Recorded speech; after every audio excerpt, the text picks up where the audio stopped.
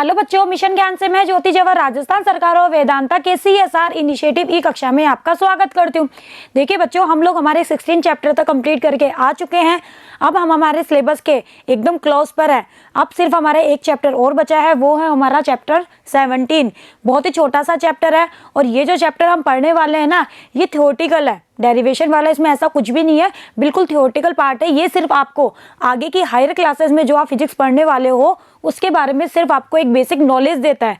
यानी कि इस चैप्टर में हम कुछ चीज़ें बहुत डायरेक्टली यूज़ करने वाले हैं जिनका एक्सप्लेनेशन हमारे लेवल के अकॉर्डिंग बहुत टफ है। इस वजह से हम उसके एक्सप्लेनेशन को यहाँ स्टडी नहीं करेंगे, हम सिर्फ हमारे डायरेक्ट रिजल्ट पर फोकस करेंगे और उन्हें हम लोग यहाँ पे समझेंगे। ओके बच्चों, तो हमारा जो 17 चैप्टर है उसका नेम है विद्युत चुंबकीय तरंगे, संचार और समकालीन भौतिकी। यानी कि यहाँ हम क्या पढ़ने वाले हैं, हम यहाँ पर पढ़ने वाले हैं मेनली जो हमारा मकसद है वो है हमारी विद्युत चुंबकीय तरंगे। विद्युत चुंबकीय तरंगे यानी कि इलेक्ट्रोमैग्नेटिक वेव्स, यानी विद्युत चुंबकीय तरंगे क्या होती है, इनके क्या प्रॉपर्टीज होती है, इसके बारे में हम लोग यहाँ पे स्टडी करने वाले हैं। और वैसे भी विद्युत चुंबकीय जो तरंगे हैं वो आप कहीं ना कहीं आपको अपनी दैनिक लाइफ में देखने को मिलती है। जैसे मैं एग्जांपल दूँ, रसोई घर में आप लोग आजकल बहुत नॉर्मल सी बात है, हम लोग माइक्रोवेव यूज़ करते हैं, तो उसके अंदर जो माइक्रोवेव्स होती है वो विद्युत चुंबकीय तरंगों का ही तो एक पार्ट है। जो सूक्ष्म तरंगे उसमें यूज़ होती है वो हमारी विद्युत चुंबकीय तरंगों का ही एक पार्ट है। प्रकाश, वो भी विद्युत चुंबकीय तरंगों का ही एक पार्ट है। प्रकाश की सहायता से आप लोग चीज़ों को देख पाते हो ना। हमारा जो वातावरण है वो गर्म रहता है, किसकी वजह से, हमारी अवरक्त तरंगों की वजह से। तो मतलब बहुत सारी चीज़ें हैं जो आज हम यहाँ पे पढ़ने वाले हैं। और फिर उसके बारे में हम लोग संचार के बारे में पढ़ेंगे कि कम्युनिकेशन वगैरह क्या होता है। ये भी पूरा थ्योरेटिकल पार्ट है, सिर्फ मतलब पूरा थ्योरेटिकल है। आपको बहुत सारी चीज़ें जो आपको याद ही करनी है इस चैप्टर से। ओके, और फिर हम लोग थोड़ा सा कंटेम्प्रेरी भौतिकी के बारे में यहाँ पे स्टडी करेंगे। ओके बच्चों, तो आज की आप फर्स्ट हेडिंग लगाइए मैक्सवेल समीकरण। यानी कि विद्युत चुंबकीय तरंगों को समझने से पहले हम लोग मैक्सवेल ने 4 समीकरण दी थी जिनके बारे में हम लोग यहाँ पे पढ़ेंगे। इनका जो डेरिवेशन वाला पार्ट है वो बहुत टफ पार्ट है, जो हमारे लेवल के बाहर है, इसलिए हम सिर्फ वो डायरेक्ट जो रिजल्ट है वो हमें क्या बताता है हम सिर्फ उनके बारे में यहाँ पे जानेंगे। तो आपको यहाँ से एक अच्छा सा क्वेश्चन बनता है, बहुत बार 1 या 2 नंबर में पूछ लिया जाता है कि मैक्सवेल की समीकरण लिखिए। मैक्सवेल ने अपनी 4 इक्वेशंस दी थी जो आपको बहुत अच्छे से याद होनी चाहिए और उन इक्वेशंस का क्या मीनिंग है आपको वो भी पता होना चाहिए। यहाँ से बड़ा क्वेश्चन भी आ सकता है 2-3 नंबर में कि मैक्सवेल जो समीकरण है उनका गुणात्मक विश्लेषण करिए। उसका मतलब ये होगा कि आपको चारों इक्वेशन लिख के उन चारों इक्वेशन का क्या सेंस है आपको वो भी लिखना होगा। 1 नंबर में अगर क्वेश्चन आता है तो वैसे आएगा कि मैक्सवेल की 4 इक्वेशन लिखिए, तो वो 1 नंबर में आपको ओनली 4 इक्वेशंस लिखनी होगी। ओके, या फिर ऑब्जेक्टिव में क्वेश्चन आ सकता है, बताइए इनमें से कौन सी इक्वेशन मैक्सवेल की है या कौन सी इक्वेशन सही है। तो आपको चारों इक्वेशन बहुत अच्छे से याद होनी चाहिए। ओके बच्चों, तो आप लोग हेडिंग लगा लीजिए मैक्सवेल इक्वेशंस। अब देखिए मैक्सवेल जो है उन्होंने अपनी 4 समीकरणें दी थी, आपको चारों समीकरणें याद करनी है। पहली जो समीकरण थी वो ये थी, बहुत ही इंपॉर्टेंट है, यहाँ से क्वेश्चन बनता ही बनता है इस चैप्टर से। पहली थी close integration E dot D A बराबर क्यू अपॉन एप्सिलॉन नॉट। अब अगर आप लोगों को याद हो तो इस इक्वेशन को देख के आपको कुछ जरूर याद आ गया होगा। अगर आपने बहुत अच्छे से पढ़ा है, मेरे साथ साथ आप लोग पढ़ रहे हो, तो डेफिनेटली आपको ये देखते ही समझ में आ गया होगा कि ये तो हमने हमारे इलेक्ट्रोस्टैटिक्स वाले पार्ट में गाउस का नियम पढ़ा था। गाउस का नियम यही तो था, फाई जो था वो summation Q upon epsilon not, और फाई क्या होता है, close integration E dot D ए, यही तो था। इसे हम गाउस का नियम कहते हैं, नहीं कहते हैं। हमारी जो स्थिर वैद्युतिकी थी, हमारी जो इलेक्ट्रोस्टैटिक्स थी, उसके लिए गाउस का नियम यही तो था। तो यही मैक्सवेल की फर्स्ट इक्वेशन भी है। ओके, तो आपको ये ध्यान में रखनी है ना, इजी। चलिए बाकी हम बाद में जानेंगे कि इसका जो गुणात्मक विश्लेषण है यानी कि ये क्या बताती है। वैसे ये वही बता रही है जो मैंने आपको बताया कि ये हमारी स्थिर वैद्युतिकी के लिए गाउस का नियम होता है। ओके, अब देखो इसी जो इक्वेशन है इसको हम सेकंड रूप में भी लिख सकते हैं। अब ये आया कैसे, इसकी चर्चा हम यहाँ नहीं करेंगे। क्यों? क्योंकि मैंने बताया कि ये जो डेरिवेशन है ये हमारे लेवल से आगे के हैं। मतलब ये कि अभी हम 12th लेवल में हैं तो हम इतना हायर डेरिवेशन यहाँ पे नहीं पढ़ सकते हैं, काफ़ी टफ डेरिवेशन है ये, जो आप आगे BSc MSc में पढ़ेंगे। तो आपको डायरेक्टली याद रखना है, इसको हम del dot E is equal to rho upon epsilon naught भी लिख सकते हैं। तो ये इसी का ही है, इनको इंटरचेंज कर सकते हैं। जब आप आगे की क्लासेस में जाएंगे तो कर्ल वगैरह इनके बारे में आप लोग पढ़ेंगे, तब आप लोग वहाँ पे जानेंगे। ओके, डाइवर्जन कर्ल इनके बारे में जानेंगे। ये डेल डॉट जो होता है इसको डाइवर्जन कहते हैं, डेल क्रॉस आ जाता है तो उसको कर्ल कहते हैं, वो आप आगे पढ़ेंगे। ओके बच्चों, तो आपको ये दोनों रूप ध्यान में रखने हैं। तो del dot E is equal to rho upon epsilon naught, जहाँ डेल तो वही है, डेल ओवर डेल एक्स आई कैप, मैंने आपको बताया था ना। डेल होता क्या है, डेल एक वेक्टर क्वांटिटी होती है जिसका मतलब होता है डेल ओवर डेल एक्स आई cap, del over del Y J cap plus del over del Z K cap, होता तो वही है। डॉट लग गया, ई हमारा इलेक्ट्रिक फील्ड है, ई को अगर मैं वेक्टर फॉर्म में लिखूँ तो ई एक्स आई cap plus E Y J cap plus E Z K cap, और इसको सॉल्व करके मतलब बताया था इन्होंने, तो वो आया था रो अपॉन एप्सिलॉन नॉट। तो ये दोनों ही जो इक्वेशंस है ये मैक्सवेल की फर्स्ट इक्वेशंस है। ओके, चलिए अब आते हैं सेकंड इक्वेशन पे। सेकंड जो इक्वेशन है वो मैग्नेटोस्टैटिक्स के लिए दी थी इन्होंने। हम लोगों ने ये तो पढ़ा इलेक्ट्रोस्टैटिक्स के लिए, मैग्नेटोस्टैटिक्स के लिए जो गॉस का नियम था वही मैक्सवेल की हमारी सेकंड इक्वेशन भी थी। क्या थी, in closed integration B dot D A बराबर 0।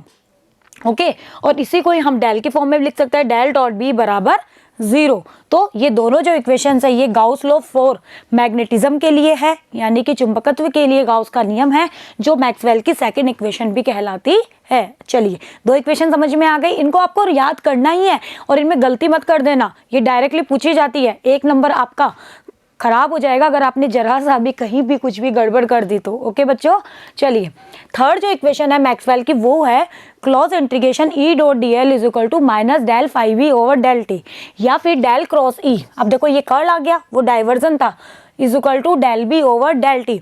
इसे कहते हैं मैक्सवेल फैराडे इक्वेशन, जो आप लोगों ने पढ़ा होगा ना प्रेरण वाले चैप्टर में, फैराडे वाले चैप्टर में प्रेरण वगैरह पढ़ा होगा वहाँ पे, या फिर Faraday law of induction, Faraday का प्रेरण नियम जो पढ़ा था उसमें हमने यही तो पढ़ा था। तो ये है मैक्सवेल की थर्ड इक्वेशन। देखो यहाँ नेगेटिव साइन आया तो आपको नेगेटिव साइन ही लिखना है। Clause integration E dot D L is equal to minus del five B over del T, या फिर del cross E is equal to del B over del T. और इनके आपको नाम भी ध्यान रखना है, ये मैक्सवेल फैराडे इक्वेशंस है या फिर फैराडेज लॉ ऑफ इंडक्शन है। ओके बच्चों, चलिए फोर्थ पे आते हैं। फोर्थ जो है वो थोड़ी सी अलग है, लेकिन ये भी आपको ध्यान में रखनी है, वो ये कि क्लॉज इंटीग्रेशन बी डॉट जो डी एल होता है, clause integration B dot D L, देखो यहाँ तो होता है बी डॉट डी ए, यानी कि ये सरफेस इंटीग्रल है। डी ए का मतलब क्या होता है, क्षेत्रफल। डी एल का मतलब क्या होता है, हमारा लाइन इंटीग्रल है। ओके, और अगर वी आ जाता तो आयतन वाला वॉल्यूम इंटीग्रेशन हो जाता। तो थोड़ा ध्यान रखना, अगर बी डॉट डी ए कर रहे हो वो तो होता है 0, ई डॉट डी ए कर रहे हो वो होता है क्यू अपॉन एप्सिलॉन नॉट। चलिए अब आते हैं मैक्सवेल की थर्ड इक्वेशन पे। मैक्सवेल हमने 2 पढ़ ली, अब मैक्सवेल की थर्ड इक्वेशन ये है कि clause integration E dot D L जो होता है वो minus del phi of B upon del T होता है। ये फाई ऑफ बी है, मतलब चुंबकीय जो क्षेत्र है उसमें जो फ्लक्स होता है उसमें परिवर्तन की दर है, और विद नेगेटिव साइन। और इसी का दूसरा रूप होता है ये डेल क्रॉस ई। क्या होता है, del cross E is equal to del B over del T. और इसे फैराडे लॉ ऑफ इंडक्शन, ये आप लोगों ने पढ़ा भी होगा, जब फैराडे का प्रेरण नियम आप लोगों ने पढ़ा होगा लास्ट के चैप्टर्स में, जो हमारा 11 चैप्टर था या 12 चैप्टर था उसमें हम लोगों ने पढ़ा था ना, वहीं पर हम लोगों ने ये भी पढ़ा था। तो इसको मैक्सवेल फैराडे इक्वेशन भी कहते हैं, या फिर ये फैराडे लॉ ऑफ इंडक्शन भी कहलाता है। और मैक्सवेल की जो फोर्थ इक्वेशन है वो क्या है, clause integration B dot D L is equal to mu 0 I plus mu 0 epsilon 0। यहाँ ये नेगेटिव साइन नहीं आएगा, D phi of E over D T, या फिर इसी को ही हम लोग एम्पियर का नियम भी कहते हैं।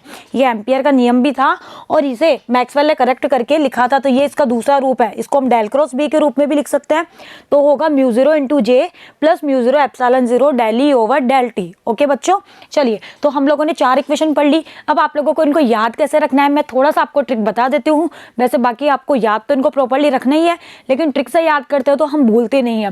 ट्रिक कुछ भी नहीं है, आपको क्या करना है, देखो सबसे पहले तो आपको लेना है ई डॉट डी ए, यानी कि आपको ई का डी ए आता है तो उसका मतलब क्या होता है, सरफेस इंटीग्रेशन है। डी एल आता है तो उसका मतलब क्या होता है, लाइन इंटीग्रल। इन चीज़ों के बारे में मैंने आपको स्टार्टिंग में बताया था ना, कि अगर डी एल साथ में आता है तो लाइन इंटीग्रल है, डी ए साथ में आता है तो सरफेस इंटीग्रल है, और डी वी साथ में आता है तो वॉल्यूम इंटीग्रेशन होता है। तो पहले तो आपको ई के साथ में ई का क्या करना है, सरफेस इंटीग्रेशन करना है, और फिर बी का करना है, दोनों का करना है। ये दोनों चीज़ें तो हम वैसे भी पढ़ के आ चुके हैं हमारे लास्ट चैप्टर्स में। तो ये तो हमारा गाउस का नियम है, वही मैक्सवेल की फर्स्ट इक्वेशन है। और हमेशा ध्यान रखो कि जब भी आप लोग सरफेस इंटीग्रेशन करते हो तो उसको जब हम कन्वर्ट करते हैं, वो आप आगे की क्लासेस में पढ़ोगे, तो वो डाइवर्जन के रूप में कन्वर्ट होती है। वो क्या होता है, डेल डॉट, और जिसका कर रहे हो ना वो डेल डॉट आएगा। जब भी सरफेस इंटीग्रेशन होगा तो डेल डॉट यानी कि डाइवर्जन आएगा, इसको डाइवर्जन कहते हैं हम लोग। और ये रो अपॉन एप्सिलॉन नॉट, इस तरह से याद करना है। फिर किया बी डॉट डी ए, ये जीरो होता है। अब इसी कोई डाइवर्जन की फॉर्म में लिखोगे तो क्या लिखोगे, डेल डॉट बी। बताया ना, जब भी डी आए तो डेल डॉट कर दो, और जिसका कर रहे हो वो लगा दो, और आगे तो हम चेंज कर सकते हैं। ओके, तो ये आ गया जीरो। चलिए फिर अब इनका करना है हमें लाइन इंटीग्रल, ई और बी दोनों का लाइन इंटीग्रल करिए। पहले ई का लाइन इंटीग्रल किया, डी एल आ गया ना, इसका मतलब है लाइन इंटीग्रल, वो होगा minus del phi B over del T. या फिर जब भी लाइन इंटीग्रल आता है तो वो कर्ल में चेंज हो जाता है। ये जो डेल क्रॉस दिख रहा है ना, ये कर्ल होता है। क्या होता है बच्चों, कर्ल होता है। ओके, मैंने बताया ना, आप आगे की क्लासेस में बहुत डिटेल से पढ़ोगे, अभी हमारे सिलेबस के बाहर है, इसलिए मैं आपको इनके बारे में ज़्यादा कुछ नहीं बता रही हूँ। डेल क्रॉस ई कर दोगे, ई डॉट डी एल आए तो वो डेल क्रॉस में चेंज हो जाएगा ई, और ये del B over del T हो जाएगा। ये फैराडे लॉ ऑफ इंडक्शन, आपको ये नाम भी सारे याद रखना है, तभी आप इनके गुणात्मक विश्लेषण को कर पाओगे। और फिर बी का करना है, पहले ई का कर दिया, अब बी का कर दिया, तो ये थोड़ा सा अलग जरूर है, लेकिन ये भी आपको ध्यान में रखना है। Mu zero I plus mu zero epsilon zero D phi of E over D T, या फिर डेल क्रॉस बी, देखो डेल में चेंज हो गया ना क्रॉस में, mu zero into J plus mu zero epsilon zero del E over del T. और देखो इसको आप ना एक फॉर्म में और लिख सकते हो, एच की फॉर्म में। एक तो हमने बी पढ़ा था और एक एच पढ़ा था ना, तो इसको अगर इस म्यू जीरो को इधर ले जाओगे ना तो ये एच में कन्वर्ट हो जाएगा। इसी की एक फॉर्म और भी आ सकती है, वो क्या हो जाएगी, mu zero plus mu zero del E over del T. अगर आप बी में म्यू जीरो का भाग दे दो तो B upon mu zero H बन जाता है ना वेक्टर एच। ये सब चीज़ें हम लोगों ने बहुत अच्छे से पढ़ी है हमारी मैग्नेटोस्टैटिक्स में। तो इसकी एक फॉर्म ये भी बन सकती है, तो वो आपको कैसे भी दे सकता है, या डायरेक्टली आपसे चारों इक्वेशंस पूछ सकता है, किसी भी तरह से यहाँ से क्वेश्चन आ सकता है। तो आपको ध्यान में रखना, ये एम्पियर का नियम है जो मैक्सवेल ने करेक्शन करके हमें बताया था। ओके बच्चों, चलिए अब हम इनके गुणात्मक विश्लेषण पे आते हैं। वैसे इनका गुणात्मक विश्लेषण मैं आपको ऑलरेडी समझा चुकी हूँ, जो मैंने ये लिखे ना यहाँ पे, बस वही यही इनके गुणात्मक विश्लेषण है, जिनको आपको कुछ थ्योरेटिकल पार्ट में लिखना है। जरूरी नहीं है कि एज इट इज यहाँ लिखा हुआ है आप वैसा ही लिखें, नो, ऐसा बिल्कुल कंपलसरी नहीं है। आप अपने अकॉर्डिंग भी लिख सकते हैं अगर आपको इन इक्वेशंस की मीनिंग समझ में आ रहे हैं तो। ओके, मैं आपको समझाऊंगी, लेकिन आपको लिखना खुद की ही लैंग्वेज में है, क्योंकि दूसरों की लैंग्वेज हमें ज़्यादा टाइम तक याद नहीं रहती है, और खुद की लैंग्वेज हम कभी भूलते नहीं भूलते हैं ना, इसलिए। चलिए अब देखो मैक्सवेल की जो इक्वेशंस है, ये जो इक्वेशंस लिखी गई है ना, ये चारों इक्वेशन वो हमने इस तरह से लिखी है कि कोई भी पैरावैद्युत या चुंबकीय जो माध्यम है वो उपस्थित नहीं है। हमने कोई पैरावैद्युत यूज नहीं किया है या कोई भी चुंबकीय माध्यम हमने यूज नहीं किया है, उस कंडीशन में लिखी गई है। ओके, चलिए अब देखो हमारी जो फर्स्ट इक्वेशन है वो बताओ क्या है, हमारी जो इलेक्ट्रोस्टैटिक्स थी उसका गाउस का नियम है। बताओ गाउस का नियम है या नहीं। तो इसके गुणात्मक विश्लेषण पे हम बात करें तो आप क्या लिखोगे कि मैक्सवेल की जो फर्स्ट इक्वेशन है वो स्थिर वैद्युतिकी के लिए गाउस का नियम कहलाता है ना। अब गाउस का नियम क्या होता है, आपको उसका स्टेटमेंट लिखना है, वो तो लिखना आसान है भाई, हमने गाउस के नियम को बहुत अच्छे से स्टडी किया है, तो हम नहीं लिख सकते हैं ना। तो बस आपको वही लिखना है। क्या होता है कि किसी बंद पृष्ठ से निर्गत कुल जो फ्लक्स होता है वो उस बंद पृष्ठ द्वारा परिबद्ध कुल आवेश का 1/एप्सिलॉन ई गुना होता है, क्योंकि फाई इज इक्वल टू क्या है, summation Q upon epsilon not, यही तो है। तो नहीं लिख सकते कि किसी बंद पृष्ठ से पारित कुल जो फ्लक्स होता है वो उस बंद पृष्ठ द्वारा परिबद्ध कुल आवेश का 1/एप्सिलॉन गुना होता है। आप लोगों को आता है तो बताओ इसका गुणात्मक विश्लेषण आप नहीं लिख सकते हो ना। चलिए, और यह कूलाम के व्युत्क्रम वर्ग नियम पर आधारित है। हमने पढ़ा था ना कूलाम का व्युत्क्रम वर्ग नियम, उसी पर ही आधारित है। यह नियम बताता है कि विद्युत आवेश, मतलब कुल मिला के इससे हमें क्या पता चला, और फाई क्या होता है, इंटीग्रेशन ई डॉट डी ए होता है, नहीं होता, ई डॉट डी ए यही होता है। अब देखो यह नियम क्या बताता है कि विद्युत आवेश किस प्रकार विद्युत क्षेत्र उत्पन्न कर रहा है, कि आवेश जो है वो विद्युत क्षेत्र तो उत्पन्न कर रहा है, कि हमारा जो आवेश है वो किस तरह से विद्युत क्षेत्र उत्पन्न कर रहा है, हमें यहाँ से ये पता चलता है। जिनमें विद्युत क्षेत्र रेखाओं का उद्गम धनात्मक आवेशों पर और इनकी समाप्ति ऋणात्मक आवेशों पर होती है। मैंने आपको बताया था कि विद्युत जो रेखाएं होती है वो पॉजिटिव चार्ज से तो निकलती है और नेगेटिव चार्ज में एंटर करती है, तो बिल्कुल वही चीज यहाँ पर लिखी हुई है। बताओ इस टॉपिक में ऐसा कोई भी टॉपिक है जो हमने नहीं पढ़ा हो? मैंने आपको बहुत डिटेल में पढ़ा रखी है, इलेक्ट्रोस्टैटिक्स पढ़ाई थी ना, मैग्नेटोस्टैटिक्स, सारे चैप्टर्स को मैंने आपको बहुत अच्छे से समझाया। तो अब आप इसका गुणात्मक विश्लेषण अपनी खुद की लैंग्वेज में नहीं लिख पाएंगे ना। पहले तो बता देना कि मैक्सवेल की जो फर्स्ट इक्वेशन है वो हमारे गाउस के नियम को बता रही है, फिर गाउस के नियम का स्टेटमेंट दे देना। गाउस का नियम जो होता है वो कूलाम के व्युत्क्रम वर्ग नियम पर आधारित है और इससे हमें ये पता चलता है कि हमारा जो आवेश है वो विद्युत क्षेत्र उत्पन्न कर रहा है, कि हमारा जो स्थिर आवेश है वो विद्युत क्षेत्र उत्पन्न कर रहा है। साथ में विद्युत जो क्षेत्र होता है तो विद्युत बल रेखाएं होंगी, तो विद्युत बल रेखाएं धनात्मक आवेश से तो निकलती है और ऋणात्मक आवेशों पे एंटर करती है। बताओ हो गया इसका गुणात्मक विश्लेषण? चलिए तो आप इस थ्योरी को खुद की लैंग्वेज में लिखिएगा। ओके बच्चों, चलो अब बात करते हैं हमारी सेकंड इक्वेशन की। सेकंड इक्वेशन जो है वो क्या है? गाउस का ही नियम है लेकिन हमारी मैग्नेटोस्टैटिक्स यानी कि चुंबकत्व के लिए।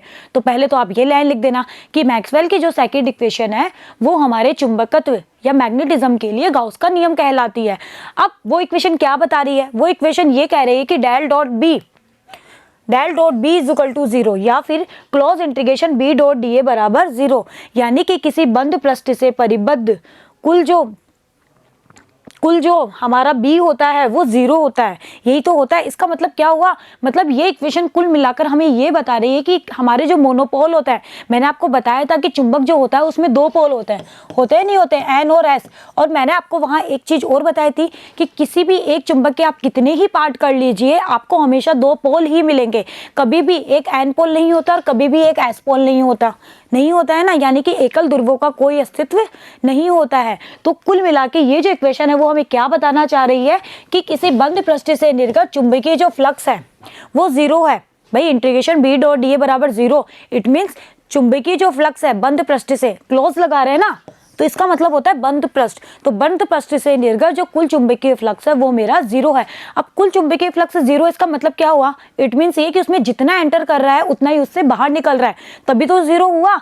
तो इसका मतलब ये कि किसी बंद आयतन में प्रवेश करने वाली चुंबकीय जो क्षेत्र रेखाएं हैं वो निर्गत चुंबकीय क्षेत्र रेखाओं के बराबर है। कि कोई बंद एक आयतन है जिसमें जितनी चुंबकीय क्षेत्र रेखाएं एंटर कर रही है उतनी ही चुंबकीय क्षेत्र रेखाएं बाहर निकल रही है। भाई चुंबकीय क्षेत्र तो चुंबकीय बल रेखा है, विद्युत क्षेत्र तो विद्युत बल रेखा है, यही तो बात होती है। चलिए मतलब ये, इसका मतलब ये हुआ कि चुंबकीय जो क्षेत्र रेखाएं हैं वो किसी एक बिंदु से प्रारंभ और समाप्त नहीं होती है, कि एक ही बिंदु पर आई और उसी पे प्रारंभ होकर समाप्त हो गई। इसका दूसरा मतलब क्या हुआ कि हमारे जो मोनोपोल है यानी कि एकल जो ध्रुव है उनका अस्तित्व नहीं होता है। तो ऐसे बिंदुओं पर एकल ध्रुवों का कोई अस्तित्व नहीं होता है। इसके लिए कोई प्रायोगिक साक्ष्य उपलब्ध नहीं है, मतलब कोई एक्सपेरिमेंटली इसको हम साबित नहीं कर सकते हैं, सिर्फ हम लोग इसको मैथमेटिकली हम लोग इसको प्रूफ कर सकते हैं। ओके बच्चों, तो आपको समझ में आया इसका मतलब क्या हुआ? Close integration B dot D है। तो बताओ इसका गुणात्मक विश्लेषण क्या? पहले तो इसी की थ्योरी लिख दो कि यह चुंबकत्व के लिए गाउस का नियम है जो हमें यह बताता है कि किसी बंद पृष्ठ से पारित कुल चुंबकीय जो फ्लक्स होता है वो 0 होता है। ठीक है, अब कुल चुंबकीय फ्लक्स 0 होगा, इसका मतलब क्या कि जितना एंटर कर रहा है बंद आयतन में उतना ही उससे बाहर निकल रहा है। अब एंटर कर रहा है और उतना ही बाहर निकल रहा है, इट मीन्स कि यहाँ पर कोई एकल ध्रुव नहीं है। तो इस ये जो इक्वेशन है वो हमें क्या बताती है कि हमारे मैग्नेटिक जो मोनोपोल्स होते हैं इनका कोई अस्तित्व नहीं होता है। इसका एक्सपेरिमेंटली अब तक कोई भी प्रूफ हमारे पास नहीं है, सिर्फ हम मैथमेटिकली इस चीज को यहाँ पे बता सकते हैं। तो ये हो गया इसका गुणात्मक विश्लेषण जो आप कर सकते हो। चलिए आते हैं थर्ड पे। थर्ड जो है वो फैराडे का विद्युत चुंबकीय प्रेरण का सिद्धांत है नहीं है। हमारी जो थर्ड इक्वेशन है close integration E dot D L minus del phi B over del T या फिर del cross E is equal to del B over del T, ये हमारे फैराडे का विद्युत चुंबकीय प्रेरण का सिद्धांत है जो हमारे इलेक्ट्रिक फील्ड और मैग्नेटिक फील्ड को कनेक्ट कर रहा है नहीं कर रहा? देखो इलेक्ट्रिक फील्ड और मैग्नेटिक फील्ड दोनों को आपस में कनेक्ट कर रहा है ना। तो बस आपको इसके गुणात्मक विश्लेषण में यही लिखना है। चलिए क्या है इसका गुणात्मक? कि ये फैराडे का विद्युत चुंबकीय प्रेरण का सिद्धांत है जो यह बताता है कि कोई परिवर्तनशील चुंबकीय जो क्षेत्र है वो एक विद्युत क्षेत्र प्रेरित करता है। अगर आपका चुंबकीय क्षेत्र परिवर्तनशील है तो वहां पर विद्युत क्षेत्र भी प्रेरित होता है। यही तो फैराडे का प्रेरण सिद्धांत था। तो पहले आपको उसका कथन या स्टेटमेंट लिख देना है। चलिए इस नियम के अनुसार किसी बंद पथ के अनुदिश विद्युत क्षेत्र का रेखीय समाकलन, क्यों? देखो डेफिनेशन यहीं से बनानी है जो हम कर रहे हैं। किसी बंद पृष्ठ के अनुदिश विद्युत क्षेत्र का रेखीय समाकलन, ये है रेखीय समाकलन, वो था क्षेत्रफल वाला। बंद पृष्ठ के अनुदिश हमने क्या किया था, सरफेस इंटीग्रल किया था। तो ये चीज भी आपको ध्यान रखनी है। ये डीएल आ गया, यानी कि लाइन इंटीग्रल, यानी कि रेखीय समाकलन। वो क्या है, वो है minus del phi B over del T. तो क्या लिखोगे इसके आगे, किसी बंद पृष्ठ के अनुदिश विद्युत क्षेत्र का जो रेखीय समाकलन होता है वो इस बंद पथ के द्वारा परिबद्ध कुल विद्युत चुंबकीय फ्लक्स, ये क्या है, चुंबकीय फ्लक्स में परिवर्तन की दर, del phi B over del T. B आ रहा है, इसका मतलब है चुंबकीय जो फ्लक्स है उसमें परिवर्तन की दर के बराबर है, लेकिन ऋणात्मक है। नेगेटिव साइन आ रहा है ना, तो आपको ब्रैकेट में क्या लिखना पड़ेगा, ऋणात्मक के बराबर होता है। तो बताओ, आप इसका गुणात्मक विश्लेषण नहीं कर सकते। अगर आपकी सतह बंद नहीं है, अतः सतह से निर्गत चुंबकीय फ्लक्स के लिए जरूरी नहीं है कि यह जीरो हो। चलिए, इस प्रकार यह विद्युत क्षेत्र ई और चुंबकीय क्षेत्र बी के परिवर्तन की दर को संबंधित करता है, यानी कि हमारा जो परिवर्तन जो चुंबकीय क्षेत्र है वो विद्युत क्षेत्र प्रेरित करता है। ये इक्वेशन हमें मैक्सवेल की जो थर्ड इक्वेशन है, जो फैराडे का प्रेरण नियम है, वो हमें यह बताती है। तो आप नहीं लिख सकते, इसके बारे में लिख सकते हैं ना। चलिए, अब आता है फोर्थ पे। फोर्थ जो इक्वेशन है वो क्या है, उसे कहते हैं मैक्सवेल का एम्पियर नियम। क्या कहते हैं, मैक्सवेल का एम्पियर नियम। इसके अनुसार किसी बंद पथ के अनुदिश चुंबकीय क्षेत्र का रेखीय समाकलन, क्यों, क्योंकि फोर्थ इक्वेशन यही है, बंद पथ के अनुदिश चुंबकीय क्षेत्र का रेखीय समाकलन किस किस के बराबर है, उस सतह से पारित चालन धारा, बताओ है या नहीं, म्यू 0 आई चालन धारा, आई मतलब धारा, चालन धारा, तथा सतह से पारित विद्युत फ्लक्स में परिवर्तन की दर के म्यू 0 एप्सिलॉन 0 गुना होता है। इसके साथ में प्लस भी था, mu 0 epsilon 0 del phi B over del T. तो क्या, सॉरी, डेल फाई ई था यहाँ पे, del phi E over del T. तो अब की बार फ्लक्स में परिवर्तन की दर, लेकिन कौन सा फ्लक्स, विद्युत फ्लक्स, क्योंकि ई आ गया तो विद्युत फ्लक्स में परिवर्तन की दर का म्यू 0 एप्सिलॉन 0 गुना होता है। तो बस इसी को आपको थ्योरी के रूप में लिखना है, और इनके योग बीच में प्लस आ रहा है, इसलिए इनके योग के बराबर है। चालन धारा तथा विद्युत जो फ्लक्स है उसमें परिवर्तन की दर के म्यू 0 एप्सिलॉन 0 गुना का, और इन दोनों के योग के बराबर होता है, और इसे ही कहते हैं मैक्सवेल का एम्पियर नियम। यह नियम यह व्याख्या करता है कि किस प्रकार विद्युत क्षेत्र को, जिसमें धारा प्रवाहित हो रही है, क्योंकि यहाँ पे धारा की बात हुई ना, तो किस प्रकार हम हमारे जो विद्युत क्षेत्र है जिसमें धारा प्रवाहित हो रही है, या जिसमें विद्युत क्षेत्र परिवर्तित हो रहा है, या फिर हमारा विद्युत क्षेत्र परिवर्तित ही तो हो रहा है, में चुंबकीय क्षेत्र रेखाएं किस प्रकार घेरती है। तो ये हमें क्या बता रहा है कि हमारा ऐसा क्षेत्र जिसमें धारा प्रवाहित हो रही है, या फिर हमारा विद्युत क्षेत्र परिवर्तित हो रहा है, वो किस प्रकार चुंबकीय क्षेत्र से रिलेट हो रहा है, यह नियम हमें उसके बारे में बताता है। तो मैक्सवेल समीकरण तो आपको समझ में आया, चारों समीकरण आपको समझ में आ चुकी होगी। चारों जो समीकरण है उनका गुणात्मक विश्लेषण भी आपको समझ में आ गया होगा। बिल्कुल आपको इनकी थ्योरी लिखनी है, पहली थ्योरी तो जो इक्वेशंस है उनसे लिखनी है, फिर ये क्या बता रही है उससे को आपको थ्योरी के रूप में लिखना है। ओके बच्चों, चलिए अब देखो, हमारी जो मैक्सवेल इक्वेशन है, वो हमारी जो सेकंड मैक्सवेल इक्वेशन थी वो ये बताई कि चुंबकीय जो ध्रुव है उसमें एकल ध्रुवों का कोई अस्तित्व नहीं होता है ना। तो हमारी 3 और जो 4 इक्वेशन है वो आपस में सममित है, और हमारी जो 3 और 4 से मतलब है कि पहली और दूसरी, मैक्सवेल की पहली और दूसरी समीकरण आपस में सममित है, और मैक्सवेल की थर्ड और फोर्थ जो है वो आपस में क्या है, सममित है। ये सब चीज़ें आप नहीं भी लिखो तो भी चलेगा, ऐसा कुछ नहीं है, मैं तो सिर्फ आपको बता रही हूँ। मेन जो पार्ट था वो हमने कर लिया, मैक्सवेल समीकरण ने पता कर ली और उनका गुणात्मक विश्लेषण कर लिया। किसी बंद पथ पर ई व बी के रेखीय समाकलन चुंबकीय एवं विद्युत फ्लक्स के परिवर्तन की दर से संबंधित है। भाई इन दोनों इक्वेशन से हमें क्या पता चल रहा है, ई और बी के रेखीय समाकलन आपस में इनके फ्लक्स में परिवर्तन की दर से तो संबंधित है, इसीलिए ये सममित है या नहीं। ये देखो, यहाँ पे del phi B over del T आ रहा है, यहाँ पे del phi E over del T आ रहा है, यहाँ पर ई आ रहा है तो यहाँ पर बी आ रहा है, इसलिए ये सममित है। ये दोनों गाउस के नियम है, ये मैग्नेटोस्टैटिक्स के लिए हो गया, ये हमारी इलेक्ट्रोस्टैटिक्स के लिए हो गया, इसलिए ये आपस में संबंधित है। ओके, तो इसलिए बस इनके बारे में यहाँ पे ये बताया गया है। यदि किसी स्थान पर विद्युत और चुंबकीय क्षेत्र ज्ञात है, मतलब कोई एक स्थान है जहाँ पर हमें विद्युत क्षेत्र भी पता है और चुंबकीय क्षेत्र भी पता है, और किसी आवेश q पर तो बल ये होता है, ये मैं आपको पहले भी बता चुकी हूँ। अगर विद्युत और चुंबकीय क्षेत्र दोनों होते हैं तो बल F बराबर क्या होता है, विद्युत क्षेत्र के कारण बल जो कितना होता है QE, और चुंबकीय क्षेत्र के कारण बल जो कितना होता है QV क्रॉस B होता है। तो F होता है QE plus QV cross B से हम ज्ञात कर सकते हैं। मैक्सवेल, अब देखो मैक्सवेल जो समीकरण थी ना, इनका यूज क्या था, ये क्लासिकल मैकेनिक्स में काम में आती है। जब आप लोग आगे की क्लासेस में जाएंगे तो पढ़ेंगे क्षीर सम्मत यांत्रिकी, एक होती है क्वांटम यांत्रिकी जिसके बारे में भी मैंने आपको बताया हमारे 13-14 चैप्टर में, और एक होती है क्लासिकल जो आप लोग पढ़ते आ रहे हो ना। क्लासिकल मैकेनिक्स में आप लोगों ने न्यूटन्स की इक्वेशन पढ़ी थी, तो हमारी जो न्यूटन की इक्वेशन थी वो हम लोगों ने पढ़ी थी ना, उसी तरह हमारी जो मैक्सवेल इक्वेशन है वो भी बहुत यूजफुल है।